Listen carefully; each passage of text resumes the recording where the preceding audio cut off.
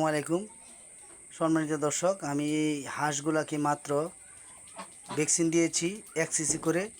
কারণ সামনে একটা মুরগির একটা বড় ধরনের একটি রোগ আসতেছে। এর আগে এই ভ্যাকসিনগুলো দিতে হয়। এটাকে রানীক্ষেত ভ্যাকসিন বলে। আপনারা যারা হাঁস আছে তাদের মুরগিকে এই ভ্যাকসিনটা দিয়ে দিবেন, যাতে এই মুরগির এই রানীক্ষেত রোগটা না হয়। সবচেয়ে মারাত্মক রোগ এটা রানীক্ষেত মুরগির জন্য। আপনারা মুরগি থাকলে এই রানীক্ষেত ভ্যাকসিনটা করে দেবেন। আমি মাত্র দিয়েছি।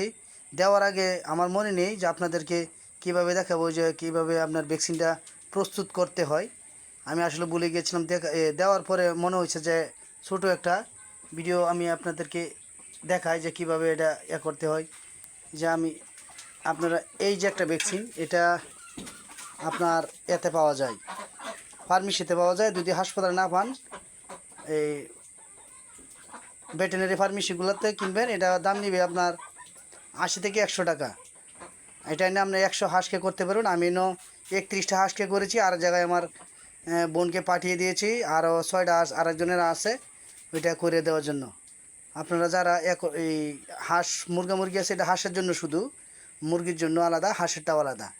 এই যে এটা ভ্যাকসিনটা, এই যে হাঁসের, আপনারা ইনশাল্লাহ এটা করে নেবেন 1 সিসি করে, যাতে আপনার হাঁসের যাতে রোগ না হয়, রানীক্ষেত রোগ না হয়। আপনারা সেই প্রস্তুতি নিয়ে রাখেন আগাম।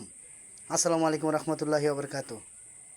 দেখেন কীভাবে রানের মধ্যে করতে হয়। আমি এভাবে আমার বোনকে শিখিয়ে দিয়েছি। বোন আমার খালা ডেকে করে দিচ্ছে। দেখেন এভাবে আপনারা 1 সিসি করে, এই যে সিসিটা দেখা যাচ্ছে, এভাবে 1 সিসি করে দিবেন রানের মধ্যে, আগাম করে দিবেন।